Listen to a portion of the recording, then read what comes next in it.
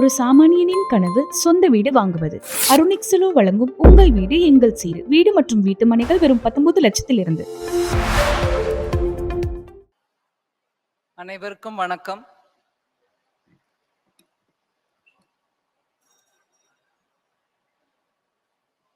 கட்சி தொண்டராகவும்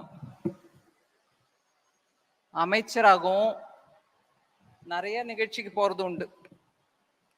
ஆனா இன்னைக்கு கோயம்புத்தூர்ல அதுவும் தொழில், வர்த்தகம், கைத்தொழில் இது எல்லாத்துக்கும் பேர் போன கோயம்புத்தூர்ல பெண்களுக்கு அவங்க சுயமா அவங்க கை வேலை மூலமாக, அவங்க உழைப்பின் மூலமாக அவங்களுக்கும் அவங்க குடும்பத்துக்கும் அவங்களுடைய எதிர்காலத்துக்கும் உதவக்கூடிய விதத்துல இங்க மக்கள் சேவை மையம் மூலமாக சுயம்ன்ற திட்டத்தை வச்சுக்கிட்டு ஒரு எம்எல்ஏ, அதுவும் ஒரு பெண் எம்எல்ஏ, பெண்களுக்காக நல்ல யோஜனையோட 4-5 வகையான நிறுவனங்களுடனும் கலந்து முயற்சி எடுத்து இன்னைக்கு நம்ம கண்ணு முன்னாடி ஒரு 1500 பெண்களுடைய வாழ்வை மாத்துறதுக்கான இந்த முயற்சியை எடுத்து காட்டும் இந்த நிகழ்ச்சியில பங்கேற்கிறது எனக்கு ஒரு அற்புதமான ஒரு நிகழ்வு. அதற்கோசம் உங்க மையத்துக்கும் எம்எல்ஏக்கும் இங்க வந்திருக்கக்கூடிய பெண்கள் அனைவருக்கும் என்னுடைய மனமார்ந்த வாழ்த்துக்களும் வணக்கங்களும். நாம் முடிஞ்ச ஒரு 5 நிமிஷம் மத்திய அரசு பெண்களுக்கோசம் எத்தனை முயற்சி எடுக்குது அப்படிங்கிறத விரிவா சொல்ல விரும்புறேன். ஆனா அதற்கு முன்னால இந்த நிகழ்ச்சி இந்த அளவுக்கு இங்க வரணும்னா அதுக்கு எத்தனை முயற்சி எடுத்திருக்காங்கன்றத விரிவா சொன்னாங்க. அதுல ஒரு 2 விஷயத்த நான் எடுத்து சொல்ல விரும்புறேன். அடிக்கடி நம்ம சைனாவை பத்தி பேசுவோம், அடிக்கடி பல பெரியவர்களுடைய விஷயங்களை பத்தி எடுத்து பேசுவோம்.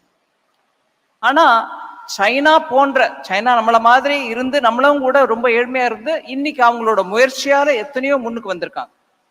அங்க ஒரு லைன் சொல்லுவாங்க, ஒரு மனிதன் ஏழையா இருக்கான் இல்ல உணவுக்கு கஷ்டப்படுறான்னா அவனுக்கு ஒரு மீனை கொடுத்தா அன்னைக்கு வேலை சாப்பிட்டுக்குவான். ஆனா அவனுக்கு அதை மீன் பிடிக்க கத்து கொடுத்து விட்டா அவன் வாழ்நாள் முழுவதும் அவனும் அவன் குடும்பத்தையும் காப்பாத்திக்க முடியும். அதுக்கப்புறம் அவன் திறமையும் வளரும். அந்த கதையில அவர் சொல்லக்கூடிய அந்த ஒரு லைன்ல மீன் முக்கியம், ஏன்னா உணவுக்கு அது தேவை, அதனால அன்னைக்கு அவன் பசி அடக்கிறதுக்கு அதை கொடுத்துடுறோம். ஆனா அவனே அந்த மீனை பிடிக்கிறதுக்கு கத்து கொடுத்துட்டா அவனும் வாழ்வான், அவன் குடும்பமும் வாழும், எதிர்காலமும் நல்லா இருக்கும்ன்ற அந்த சாராம்சம் நம்ம மறந்துடக்கூடாது. இங்க அதுதான் நடக்குது. நீங்க ஒரு சக்சஸ்ஃபுல் ஆண்டர்பிரினர், ஒரு பெண்மணி அவங்க கதையை எடுத்து சொன்னாங்க. ஒரு மெஷினோட வாழ்ந்தவங்க இன்னைக்கு 100 பேருக்கு வேலை வாய்ப்பு கொடுக்கக்கூடிய அந்த அளவுக்கு அவங்களே உயர்ந்திருக்காங்க. அவங்க நம்ம முன்னாடி நின்று சொல்றாங்க என்ன அவங்களுடைய அனுபவத்தை. அதனால படிப்பு எவ்வளவு கிடைச்சாலும், திறமை எத்தனை இருந்தாலும், வாய்ப்பு கிடைப்பதுதான் பெரிய ஒரு பெரிய கருவி. இன்னைக்கு தேதி நம்ம இளைஞர்களுக்கு திறமை இல்லாம இல்ல, படிப்பும் எப்படியோ கிடைச்சிருது. சட்ட ரீதியாகவும் நம்மளுடைய கான்ஸ்டிடியூஷன் மூலமாகவும் பிரைமரி செகண்டரி எஜுகேஷன் உங்களுக்கு இலவசமா கூட கிடைக்குது. இருந்தாலும் இன்னைக்கும் திறமை கோசம் அலையக்கூடிய எத்தனையோ இளைஞர்களை பார்க்கிறோம். என்ஜினியரா படிச்சு முடிச்சுட்டு வந்துட்டு வேலையில கேம்பஸ் ரெக்ரூட்மெண்ட் ஆன இளைஞர்களே அந்த கம்பெனி, கோயம்புத்தூர்ல நிறைய உத்தியோகம் நடத்துறவங்க, பெரிய பெரிய இண்டஸ்ட்ரீஸ் நடத்துறவங்க இருக்காங்க. அவங்களையும் நீங்க கேட்டு விசாரிக்கலாம். படிச்சு முடிச்சு வெளியில இருந்து கேம்பஸ் ரெக்ரூட்மெண்ட் ஆன பிறகு கூட அந்த இளைஞனுக்கோ ஒரு இளம் மாணவிக்கோ கிட்டத்தட்ட 6-8 மாசம் வரைக்கும் டைம் பிடிக்குது ஒரு வேலையில என்ன பண்ணணும்ன்றத புரிஞ்சுக்கிறதுக்கு. அதுக்கு விளக்கமா இங்கிலீஷ்ல சொல்லுவாங்க எம்ப்ளாயபிள் ஸ்கில் அப்படின்னு. அதாவது படிச்சு முடிச்சா மாத்திரம் போராது, உங்களுக்கு அந்த வேலையில போய் சேர்ந்த பிறகு என்ன பண்ணணும்ன்றது புரியணும். புரிஞ்சதோட இல்லாம அதை எடுத்து செயல்படுறதுக்கான திறமையும் தன்னம்பிக்கையும் இருக்கணும்.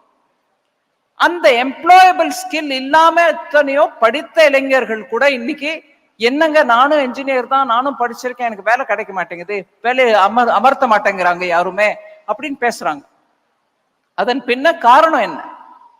நம்ம எந்த தொழில் செய்தாலும் அந்த தொழிலுக்குரிய திறமை நம்ம கையில இருக்கணும், அதை செய்யறதுக்கான தன்னம்பிக்கையும் இருக்கணும். அதுதான் இன்னைக்கு வீட்டில் இருக்கக்கூடிய பெண்கள் அவங்களும் படிச்சிருக்காங்க, எழுத படிக்க நல்லா தெரியும். ஆனா ஒரு திறமையுடன் அவங்களே அவங்களோட தொழிலை நடத்துறதுக்கு ஒரு இனிஷியல் பிகினிங் வேணும். அந்த திருப்பு முனை கிடைச்சிருச்சுன்னா அவங்க அவங்களோட வாய்ப்பை நல்லா உபயோகிச்சுக்க முடியும்.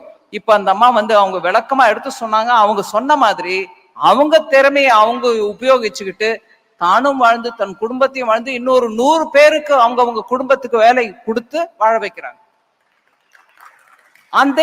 அந்த தத்துவம், அதே திங்கிங்கோட தான் இன்னைக்கு இந்த கோவையில் இருக்கக்கூடிய சேவா மையம் மூலமாக 1500 பெண்களுக்கு அந்த தையல் மிஷின் கொடுத்து, சரி தையல் மிஷின் கொடுத்துட்டோம், உங்களுக்கு பாரத நாட்டுல நிறைய எண்ணத்தோட நல்ல எண்ணத்தோட திட்டங்கள் இருக்கு. நான் உதாரணத்துக்கு ஒரு எக்ஸாம்பிள் சொல்றேன் உங்களுக்கு. இது நல்ல திட்டம், நல்ல யோஜனை, அதை செயல்படுத்தவும் முற்பட்டார்கள். நான் யாரும் செயல்படுத்தலைன்னு சொல்லல. ஆனா அதனால அந்த திட்டத்தின் முழுமை அடைஞ்சிச்சா அப்படின்னு யோசிச்சு பாருங்க. இந்த நாட்டுல சட்ட ரீதியாகவும் நம்ம ராஜாங்கத்தின் மூலமாகவும் கான்ஸ்டிடியூஷன் மூலமாகவும் எஸ்சி எஸ்டி மக்களுக்கு அவங்க தானா பிழைக்கணும், அவங்களுக்கு தானா அவங்களுடைய தொழில் பண்ணிக்கணும் அப்படின்னுட்டு லேண்ட் அலாட் பண்ண சொல்லி ஒரு திட்டம் முதல்லேருந்தே இருக்கு. நிறைய எஸ்சிஸ்க்கு லேண்ட் அலாட் பண்ணாங்க. ஆனா அலாட் பண்ண லேண்டு அவ்வளோ இரிகேஷனோட இல்லை, நீர்ப்பாசனம் கிடைக்காம இருந்துச்சு, இல்ல அந்த தரிசு நிலமா கொடுத்துட்டாங்க, இல்ல அந்த நிலத்துல 4 பேர் போய் உழைச்சா கூட இன்னும் நிறைய நாள் ஆகும், முதலீடு யாரு போடுவா, இதெல்லாம் அந்த திட்டத்துல இருக்கக்கூடிய சின்ன சின்ன சேலஞ்சஸ். அதனால அந்த எஸ்சி எஸ்டி பட்டியல் இனத்துல இருக்கக்கூடிய மக்களுக்கு அது கொடுத்த பிறகும் மூலதனம் போடுறதுக்கு இல்லை, எனக்கு விவசாயம் பண்ண தெரியாது, இல்ல அந்த விவசாயம் ஒருவேளை நான் பண்ணா கூட அதுல இருந்து வந்த பொருட்களை நான் யாருக்கு கொடுக்கணும் அப்படிங்கிற கவலைகள் இந்நாளுக்கும் இருக்கு. அதுக்கும் முயற்சி பண்ணிட்டு இருக்காங்க அரசு. அதனால இங்க இந்த உதாரணத்தை எடுத்து பாருங்க. தையல் மிஷின் கொடுத்துடுறோம், ஆனா அவங்களுக்கு அதை உபயோகிக்க தெரியுமா? அவங்க தெரிஞ்சு அதை பண்ணிக்கிட்டு அதுல இருந்து 4 பணம் சம்பாதிக்க முடியுமா அப்படிங்கறத கூட யோசிச்சு இந்த சுயம் திட்டத்துல இந்த ஊர்ல இருக்கக்கூடிய இந்த மாதிரி ட்ரைனிங் கொடுக்கக்கூடியவர்களை கூப்பிட்டு நீங்களும் எங்களுக்கு உதவி பண்ணுங்கன்னு கேட்டு அவங்களும் அதுக்கு உதவி பண்ணியிருக்காங்க. அந்த உதவி பண்ணி கொடுத்ததுனாலதான் இன்னைக்கு இந்த பெண்களுக்கு இந்த மெஷின் கிடைச்சிருச்சு, நானா பண்ணிக்கிறதுக்கு முடியும் அப்படிங்கிற கொஞ்சம் தைரியம் வருது. அதனால ஒரு திட்டம்ங்கிறது சும்மா வாரி வழங்கிட்டா மாத்திரம் போறாது, அதை கண்டினியூஸா சப்போர்ட் பண்ணிட்டே இருக்கணும், அவங்களா சுயமா நிக்கிற வரைக்கும். இந்த பேர் சுயம்ன்ற திட்டத்தை நான் 4-5 முறை வேற வேற கான்டெக்ட்ல உபயோகிக்கல. அதுல இருந்தே நம்ம புரிஞ்சுக்கணும் இந்த திட்டத்துல எத்தனை யோசனையோட அவங்க பண்ணிருக்காங்க, அதை பத்தி பரிசீலிச்சு எவ்வளவு உதவி பண்ணணும். கையில கொடுத்துட்டேன் அம்மா ஆயிடுச்சுன்னு சொல்லாம அதுக்கு முன்னாடியே அவங்கள தேர்ந்தெடுத்து அவங்களுக்கு அந்த ட்ரைனிங்கும் கொடுத்து அந்த ட்ரைனிங் மூலமா இன்னைக்கு அவங்க தைரியமா அந்த மெஷினை வச்சுட்டு நாங்க என்ன பண்ண முடியும்ன்றதை நாங்க யோசிச்சுக்க முடியும்ன்ற அந்த அளவுக்கு எடுத்துட்டு வந்திருக்காங்க. இந்த நேரத்தில் நான் மத்திய அரசோட அந்த திட்டங்களை பத்தி ஒரு 2 வார்த்தை பேச விரும்புறேன். பிரதமர் மோடி பெண்களுக்கு டெஃபினட்டா நம்ம திட்டம் முதலேந்த போட்டு எடுத்துட்டு போனோம் அப்படின்னு யோசிச்சு ஒவ்வொரு திட்டத்திலையும் பெண்களை சேர்த்தீங்களா. அந்த PM ஜன்தன் யோஜனா உங்களுக்கு ஞாபகம் இருக்கும், நான் நிறைய முறை சொல்லிருக்கேன். அது ஒவ்வொன்றுத்திலையும் கூட நீங்க பாத்தீங்கன்னா அந்த அக்கௌண்ட் ஓபன் பண்ணதுலேருந்து டைரக்ட் பெனிஃபிட் டிரான்ஸ்ஃபர் அவங்களுக்கு கொடுத்ததுலேருந்து கிட்டத்தட்ட 60% அக்கௌண்ட்ஸ் பெண்களிடையே இருக்கு. ஆக்சுவலா பெண்கள் சுயமா அதை ஆபரேட் பண்றாங்க. அக்கௌண்ட் இருக்குதுன்னு விட்டுறாம அதன் மூலமா கடன் வாங்குறதுக்கு பேங்க் கிட்ட போறது, பணம் வந்த பிறகு அதை வச்சு நடத்துறது எல்லாம் பெண்கள் பண்ணிட்டு இருக்காங்க. இது எக்கனாமிக்கலி பெண்களை எம்பவர் பண்றது, அவங்களுக்கு 4 தொழில் செய்து பணம் சம்பாதிக்கிறதுக்கான அந்த சக்தியை கொடுக்கறது. இதை தவிர உங்களுக்கு தெரியும், ஜல் ஜீவன் மிஷன் மூலமா அவங்க வீட்டுக்கு குழா தண்ணி போகுது. அவங்க எங்கேயோ போய் தண்ணி எடுத்துட்டு வர தேவையில்லை. விறகு எடுத்துட்டு வந்து வீட்டுல புகை அடுப்போட இருக்காம இன்னைக்கு கேஸ் சிலிண்டர் அவங்க வீட்டுக்கு போயிடுது. இப்படியாக பல திட்டங்கள் போட்டதுல இன்னைக்கு பெண்களின் வாழ்வு முன்னேற்றம் அடைஞ்சிட்டு வருது. வானதியம்மா பேசும்போது சொன்னாங்க, ஸ்வநிதி திட்டம் தெருவோரத்துல வியாபாரம் பண்ணக்கூடிய பெண்களுக்கான திட்டம். நான் அதுல கோயம்புத்தூர் சம்பந்தப்பட்ட நம்பர் கொடுக்குறேன் பாருங்க.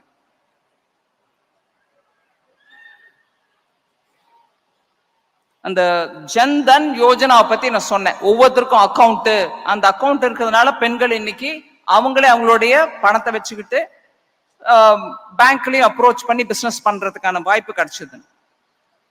நம்ம நாடு முழுவதும் ஜன்தன் யோஜனால நீங்க பாத்தீங்கன்னா பெண்கள் மற்றும் ஆபரேட் பண்ணக்கூடிய அக்கௌண்ட் 29.6 கோடி அக்கௌண்ட்ஸ் இருக்கு. 29.6 crore only women accounts. 53 கோடி மொத்தம் அக்கவுண்ட் இருக்கு நாட்டுல. ஆனா அதுல பெண்கள் மாத்திரம் பாத்தீங்கன்னா 29.6. தமிழ்நாட்டுல 94 lakhs. கோயம்புத்தூர் நகரத்துல மாத்திரம் 5 லட்சம் பெண்கள் ஜன்தன் அக்கவுண்ட் வச்சிருக்காங்க. இன்சூரன்ஸ் கம்பெனிக்காரங்க வந்திருக்காங்க, சிஎஸ்ஆர் ஃபண்ட வச்சு பேசுறோம். பிரதான் மந்திரி ஜீவன் ஜோதி பீமா யோஜனா, அதாவது வருஷத்துக்கு 436 ரூபாய் நீங்க பிரீமியம் கட்டினீங்கன்னா உங்களுக்கு ஒருவேளை, நம்ம நல்லதை நினைக்கணும், ஆனா ஒருவேளை ஏதோ இடைஞ்சல் வந்துருச்சு, உங்களுக்கு ஆக்சிடென்ட் லம்டிங்க இல்ல ஏதோ ஆயிடுச்சு, 2 லட்சம் ரூபாய் உங்களுக்கு உடனே கையில பணம் கிடைக்குது இன்சூரன்ஸ். அதே மாதிரி பிஎம் சுரக்ஷா பீமா யோஜனா, அது ஆக்சிடென்ட் ஆயிடுச்சுன்னா உங்களுக்கு கை போயிடுச்சு இல்ல ஒரு கால் போயிடுச்சு அப்படின்னா அந்த இன்சூரன்ஸ் நீங்க கட்டுற பிரீமியம் எவ்வளவுங்க? அதுக்கு வருஷத்துக்கு 20 ரூபா தான். ஏழைகளுக்காக போட்ட திட்டம் 20 ரூபா தான். அதுலயும் கையோ காலோ ஆக்சிடென்ட் ஆகி நீங்க இனிமே வேலை பண்றது ரொம்ப கஷ்டம்ன்ற நிலைமைக்கு வந்தப்போ 2 லட்சம் ரூபாய் அதுலயும் கிடைக்குது. இதுல இந்த ஜீவன் ஜோதி பீமா யோஜனா எவ்வளவு பெண்கள் இந்த கோயம்புத்தூர்ல எடுத்திருக்காங்க? அதை 2.63 லட்சம், அதாவது 2.5 லட்சத்துக்கு மேல பெண்கள் கோயம்புத்தூர் நகரத்துல இந்த ஜீவன் ஜோதி பீமா யோஜனால சேர்ந்திருக்காங்க. அதே மாதிரி Suraksha Bima Yojana, accident insurance cover, அதுல 7 லட்சம் பெண்கள் என்ரோல் ஆயிருக்காங்க கோயம்புத்தூர் நகரத்துல மாத்திரம். அட்டல் பென்ஷன் யோஜனா, அது எப்படிங்க? அது சின்ன வேலையில இருக்கிறவங்களுக்கு ரொம்பவே குறைச்சல் பிரீமியத்தோட பென்ஷன் 60 வருஷம் ஆன பிறகு உங்களுக்கு எவ்வளவு பென்ஷன்? 1 லட்சத்துக்கு மேல பெண்கள் இங்க சேர்ந்திருக்காங்க. அதே மாதிரி இந்த முத்ரா திட்டம் சொன்னேன் உங்களுக்கு, அதுல கோயம்புத்தூர் நகரத்துல 15 லட்சம் பெண்கள் முத்ரா திட்டத்தின் மூலமாக பெனிஃபிட்ஸ் அடைஞ்சிருக்காங்க. 71% of people. Stand up India மூலமாக பெண்கள் அகைன் கோயம்புத்தூர்ல 2549 பெண்களுக்கு ஸ்டாண்ட் அப் திட்டத்தின் மூலமாக லோன்ஸ் வழங்கப்பட்டிருக்கு. அதெல்லாம் கொலாட்ரல் ஃப்ரீ, செக்யூரிட்டியே கொடுக்க வேணாம், உங்களுக்கு லோன் கிடைக்கும். ஸ்வநிதி, பிஎம் ஸ்வநிதி திட்டத்தின் மூலமாக தெருவோரத்துல வியாபாரம் வண்டி இல்லைன்னா பேவ்மெண்ட்ல உட்காந்துட்டு வியாபாரம் பண்ணக்கூடிய பெண்களுக்கு கோயம்புத்தூர் முனிசிபல் கார்பரேஷன் ஏரியால 12,000க்கும் மேற்பட்ட பெண்களுக்கு ஸ்வநிதி மூலமாக லோன் வழங்கப்பட்டிருக்கு. அதுவுமே கொலாட்ரல் ஃபீ தான். இப்படி நீங்க பாத்தீங்கன்னா ஒவ்வொரு அம்சமா, நான் எஸ்எஸ்ஜி பத்தி சொல்லலாம், இந்த ட்ரைனிங் பத்தி நம்ம பேசிட்டு இருந்தோம். 311 சென்டர் இருக்கு நாடு முழுவதும், பெண்களுக்கு மாத்திரம் ட்ரைனிங் கொடுக்கிற சென்டர். இதுல கோயம்புத்தூர்ல கவுண்டம்பாளையத்துல ஒரு பெண்களுக்கான ஐடிஐ இருக்கு. அதுவும் மத்திய அரசின் மூலமாக இப்போ அந்த இன்டர்ன்ஷிப் ப்ரோக்ராம்ல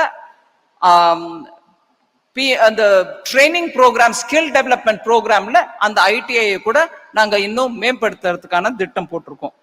இப்படியாக நான் பலவிதமான முயற்சிகள் மூலமாக பெண்களுக்கு நல்ல வாய்ப்பு கொடுக்கணும். அவங்களே அவங்களுடைய குடும்பத்தை காப்பாத்துறதுக்கும், அவங்களுக்கும் தன்மானத்தோட பைசா சம்பாதிக்கிறதுக்கும், அவங்களுக்கும் ஒரு வாழ்வு ஆதாரம் கிடைக்கிறதுக்கும் நல்ல திட்டம் போட்டிருக்கு.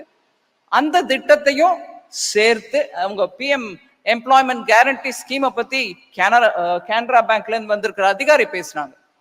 ஒரு எம்ப்ளாய்மெண்ட் கேரண்டி ஸ்கீம் கவர்மெண்டின் மூலமாக கொடுக்கப்பட்டதன் மூலமாக இன்னைக்கு அந்த குடும்பத்திலேருந்து வந்திருக்கக்கூடிய ஒரு சிறுமி இன்னைக்கு ஒரு சின்ன வயசுல காலேஜுக்கும் போய் படிச்சுட்டு வந்தவங்க சொல்றாங்களாம், எங்க அம்மா அப்பாக்கு அந்த PM எம்ப்ளாய்மெண்ட் கேரண்டி ஸ்கீம் மூலமாக கூட பண்றதுக்கு, இங்க பார்த்த மேல எல்லாம் கூடையா தொங்குது, அந்த கூட பண்றதுக்கான அந்த தொழில் நடத்துறதுக்கான பணம் எங்களுக்கு கிடைச்சிச்சுங்க.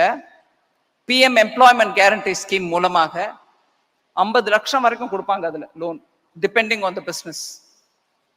அந்த வாய்ப்பு கொடுத்ததுனால இன்னைக்கு அந்த சின்ன பெண் வெளியில வந்து படிச்சு நல்ல வெளில வந்திருக்காங்க. கவர்மெண்ட் ஸ்கீம் மூலமாக எங்க அம்மா அப்பாவுக்கு வாய்ப்பு கிடைச்சிச்சு.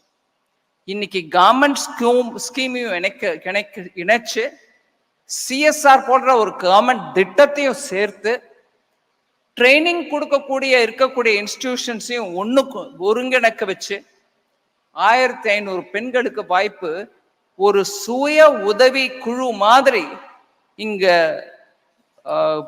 சுயம் திட்டம் மூலமாக ஒரு MLA பண்ணிருக்காங்க. நான் இதை ஒரு முக்கியமான விஷயமா கருதுறேன். MLA அப்படின்ன உடனே, அம்மா எனக்கு இங்க எங்க தெருவை ரோடு போட்டு கொடுங்க, எங்க சுவரேஜ் சரியா இல்ல அதுக்கு பண்ணி கொடுங்க, இல்ல எங்களுக்கு பைப்ல தண்ணி வர மாட்டேங்குது, எங்க கரண்ட் போயிடுச்சு அது கனெக்ஷன் கொடுங்க அப்படின்னு கேட்கறது தான். அதெல்லாம் பண்ண வேண்டியதுதான், நான் இல்லைங்கள. ஏன்னா தேர்ந்தெடுக்கப்பட்ட மக்களுக்கு நீங்க என்னெல்லாம் உதவி பண்ணணுமோ பண்ணதான் வேண்டும். அதெல்லாம் செஞ்சிட்டு இருக்கையில பெண்களுக்கு ஒரு வாழ்வாதாரம் கிடைக்கணும். இத்தனை டிபார்ட்மெண்ட்ஸையும் ஒருங்கிணைக்க வச்சு அவங்க மூலமா அந்த 1500 பெண்களுக்கு ஒரு உதாரணமா எடுத்து காட்டுற விதமா இன்னைக்கு வானதி அம்மா பண்றாங்க. கோயம்புத்தூர் தெற்கு மக்களுக்கு நான் நன்றி சொல்றேன். சரி, என்னை தேர்ந்தெடுத்தவங்க தெற்கு தொகுதி தானே அப்படின்னு அவங்களுக்கு மாத்திரம் பண்ணாம வால்பாறையை போல இருக்கக்கூடிய சுற்றுப்புறத்தில் இருக்கிற எல்லா தொகுதியையும் இணைச்சு நல்ல விதமா ஒரு பெரிய நல்ல காரியம் பண்றாங்க. அவங்களுக்கும் வாழ்த்துக்கள். இங்க வந்திருக்க கூட 1500 பெண்களுக்கும் என் நல்வாழ்த்துக்கள். எதிர்காலத்துல உங்களுக்கு நல்ல தொழில் நல்ல வளரணும். நீங்களும் இந்த அம்மா மாதிரி ஒரு பெரிய, நீங்களே 100 பேருக்கு வேலை கொடுக்கிற அளவுக்கு முன்னேறணும் அப்படின்ற என் வாழ்த்துக்களுடன் என்னுடைய இந்த வாய்ப்பை அளித்தமைக்கு நன்றி சொல்லி நிறைவேற்றிக் கொள்கிறேன்.